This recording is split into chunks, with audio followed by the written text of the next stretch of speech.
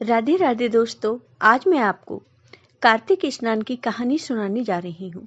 अगर आपको ये कहानी पसंद आई तो कमेंट बॉक्स में कार्तिक देवता की जय अवश्य लिखें। साथ ही अगर आप मेरे चैनल पर नए हैं तो मेरे चैनल को सब्सक्राइब कीजिए और बेल आइकॉन पर क्लिक जरूर कीजिए, जिससे हमारे वीडियो के नोटिफिकेशन आपको मिलते रहें। किसी गाँव में एक ब्राह्मण और ब्राह्मणी रहते थे। वो 7 कोस दूर गंगा जमुना स्नान करने जाते थे। रोज इतनी दूर आने जाने से ब्राह्मणी थक जाती थी। एक दिन ब्राह्मणी कहती है कि मेरे कोई बेटा हुआ होता तो बहू आ जाती, घर वापस आने पर खाना बना हुआ तो मिलता, कपड़े धुले मिलते। ब्राह्मण कहते हैं कि तूने भली बात चलाई, चल मैं तेरे लिए बहू ला ही देता हूँ।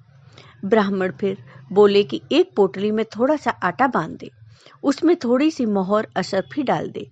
उसने पोटली बांध दी और ब्राह्मण पोटली को लेकर चल दिए।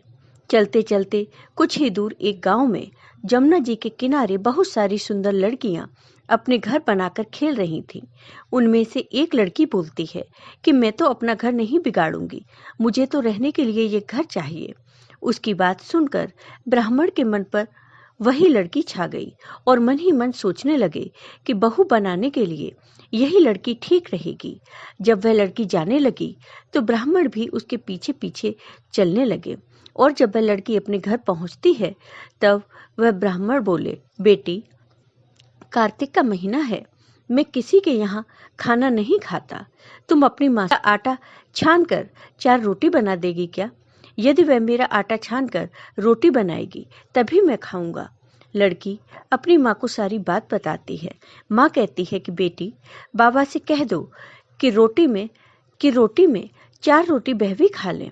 लेकिन लड़की कहती है कि नहीं माँ, बाबा ने कहा है कि मेरा आटा छान कर बनाओगी तभी वह खाएंगे। तब उसकी माँ कहती है, ठीक है, जब बाबा से कह दे कि अपना आटा दे दें। उसने आटा छाना तो उसमें से मोहर अशर्फी निकलती हैं। वह सोचती है कि जिसके आटे में इतनी मोहर अशर्फी हैं उसके घर न जाने कितनी होंगी। जब ब्राह्मण रोटी खाने बैठे तो लड़की की माँ बोली, बाबा, तुम लड़के की सगाई करने जा रहे हो? बाबा बोले कि मेरा लड़का तो काशी पढ़ने गया हुआ है, लेकिन अगर तुम कहो तो मैं खांड कटोरे से तुम्हारी लड़की को ब्याह कर साथ ले जाऊं। लड़की की माँ बोली, ठीक है बाबा, और वह विवाह कर लाया। घर आकर ब्राह्मण बोले, दरवाजा खोलकर देखो, मैं तुम्हारे लिए बहू लेकर आ गया हूँ, आकर बहू का स्वागत और सत्कार करो।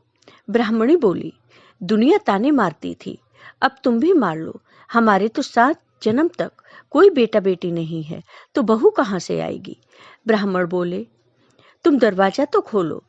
ब्राह्मणी ने दरवाजा खोला तो सामने बहू खड़ी देखी। तब वह आदर सत्कार से बहू को अंदर ले गई। अब जब ब्राह्मण ब्राह्मणी नहाने जाते तो बहू घर का सारा काम करके रखती, खाना बनाती और सास ससुर के कपड़े धोती और रात में उनके पैर दबाती। इस तरह से काफी समय बीत जाता है। सास बहू को सीख देती है, बहू, चूल्हे की आग बुझने मत देना और मटके का पानी खत्म न होने देना। एक दिन चूल्हे की आग बुझ गई। बहू भागी भागी पड़ोसन के घर गई और बोली, मुझे थोड़ी सी आग दे दो, मेरे चूल्हे की आग बुझ गई है।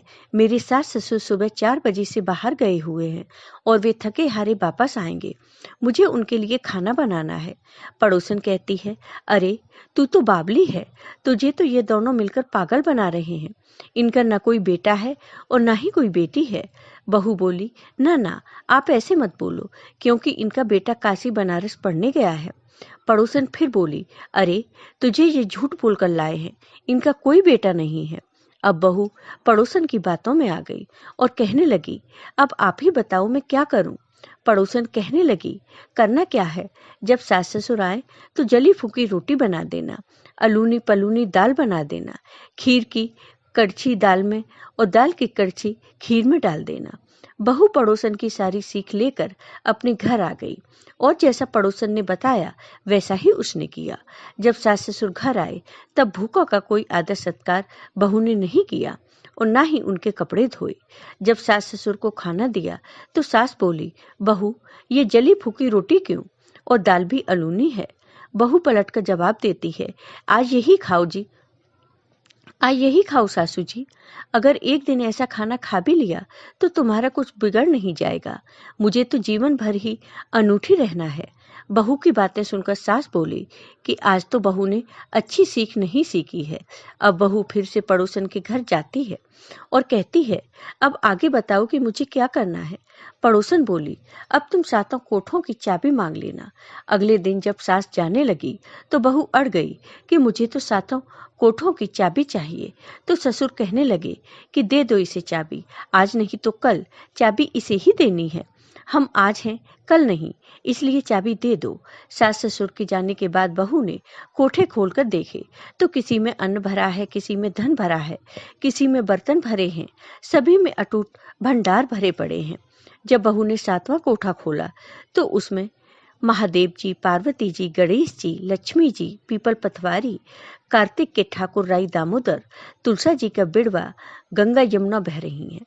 36 करोड़ देवी देवता भी विराजमान हैं और वहीं एक लड़का चंदन की चौकी पर बैठा माला जप रहा है। सब देख बहू लड़के से कहती है, तुम कौन हो? लड़का कहता है कि मैं तुम्हारा पति हूँ, दरवाजा बंद कर दो, जब मेरे माँ बाप आएंगे तब खोलना। सारा नजारा देखकर बहू बहुत खुश हुई और नाचती फिरने लगी। सोलह श्रृंगार कर सुंदर वस्त्र पहन ओढ़ सास ससुर का इंतजार करने लगी। उनके लिए 36 प्रकार के पकवान बनाकर रखे।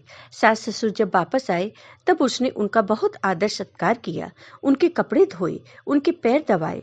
बहू सास के पैर दबाते कहने लगी, माँ जी, आप इतनी दूर 12 कोस यात्रा करके गंगा जमुना का स्नान करने जाती हो, थक जाती हो, तो तुम घर में ही स्नान क्यों नहीं करती हो?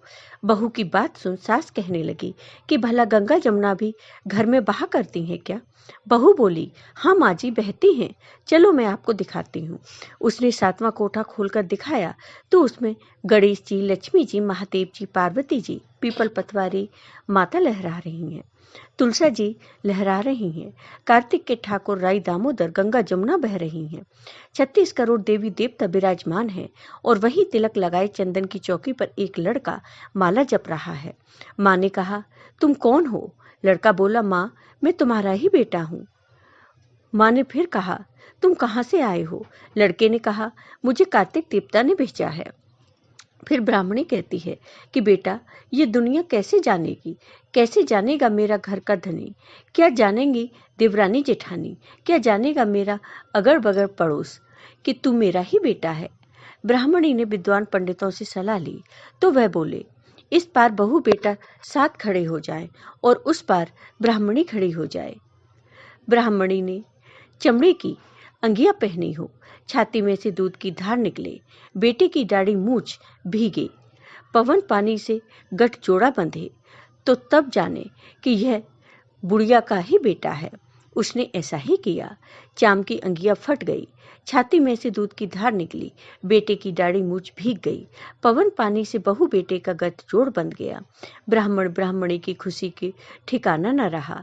वे बहुत खुश हुए और कहने लगे, हे कार्तिक के ठाकुर राई दामोदर भगवान, आप अपनी कृपा सब पर ऐसे ही बनाए रखना।